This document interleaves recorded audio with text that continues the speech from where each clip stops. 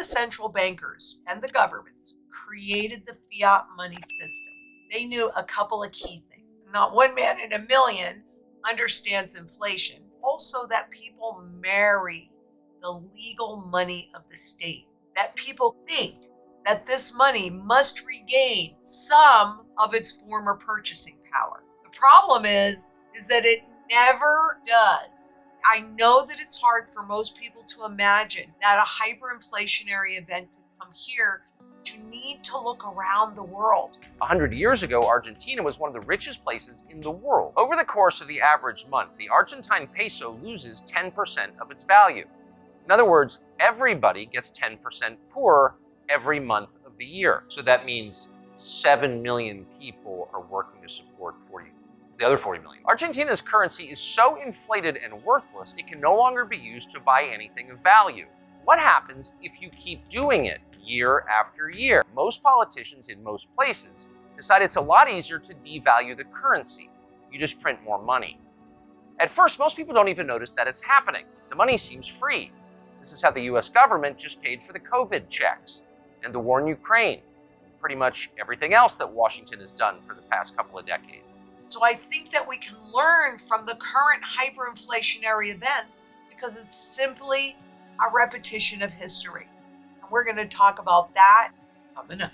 In Argentina, at the moment, it's about sustaining your current standard of living. And this is not the first time, that Argentina has been in a hyperinflationary event. Decades of failed policies and repeated debt defaults had led the country to 116% inflation. The question is, who, if anyone, can avert a crash? My question is not who, if anyone, can avert a crash, because they can't and they didn't.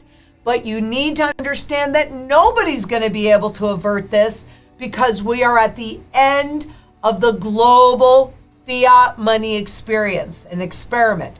So whether it's in Argentina or whether it's in Lebanon or whether it's in the USA, we're all in for the same crash. These are happening first because they're weaker, but we are on the same path.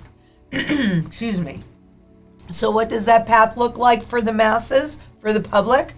For millions of voters, daily life has become a grueling struggle to keep up with galloping prices. Doctors taking second and third jobs to pay their bills, or young parents skipping meals so they can feed their kids, describe a sense of running ever faster just to stay where they are. It's a country full of cows, says 22-year-old mother, and we can't afford to buy meat or drink milk. We have seen this same pattern over and over again. Food is actually the single biggest issue for most people, but in reality, the currency, the purchasing power of that currency is crashing. And so what are you going to do about sustaining your standard of living? Food, water, energy, security, barterability, wealth preservation, community, and shelter. Get it done. You have to be as independent and self-sufficient as possible, and coming together in community where you're sharing each other's skill sets.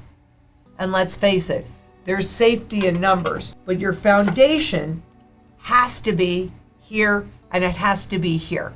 Physical gold, physical silver, your wealth shield to protect whatever wealth you have in this current system, and also give you a tool of barter so that you're not worried about buying milk or vegetables or anything else, putting gasoline in your car.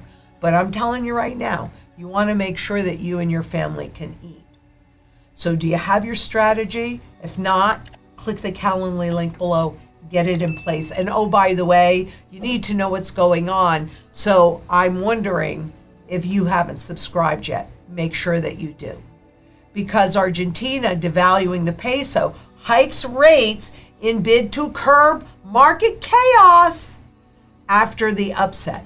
Well, what is the market chaos, and how many times have they raised the rates, and how come nothing has worked before? Because it doesn't. We're at the end of this system. That's why you keep hearing all of these references that go back to the 60s, 70s, and 80s when we were transitioning from at least a quasi gold-backed standard to a pure debt-based standard. The message is very clear. Because of the Milei upset, this is political. When people get upset, when they feel hungry and hopeless, we have rise of populism. We were watching this populism rise before 2020, let me say it that way, and that conveniently was quashed, but it is rising again. So the message is very clear. The fed up anti-establishment vote to punish the political class has won. Yeah, well, we've seen that in many countries, but I want you to take a look at the dollar to the peso. So that jumped. Why? Because the dollar has a little bit more purchasing power value than the peso does. But what that shows you is that loss of purchasing power. And down here, hiking can only go so far. So what we've seen over this last year is global central banks hiking rates. And has that had an impact on headline inflation? Well, yeah, the oil. So at the gas pumps, we've gotten a little bit of relief. We haven't really gotten any relief in food and in many other places, in cars and things like that. But now we're seeing oil shift again. So what really pulled back the visible inflation, because the underlying inflation is there, always will be, as long as we're on a fiat money system.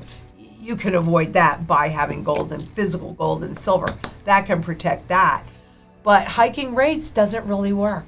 They just want you to think it works because in theory it slows down consumption, right? Because people borrow less and spend less, and therefore corporations pay less wages. But it wasn't the wages that created this inflation. It was all of the Fed's money printing that created this inflation. And it's the only tool they really have left in their arsenal. So take a look at this inflation rate. There's the benchmark rate. So they're raising the rates, but my goodness, that inflation just keeps rising. And that's official. Shocker. You think that that's not happening everywhere? You think that that's not happening here? And why hasn't hiking the rates pushed inflation down? Because there's been way too much of this that's already out in the system. We are at the end of this experiment. And the sooner you recognize this, the better off everybody's going to be.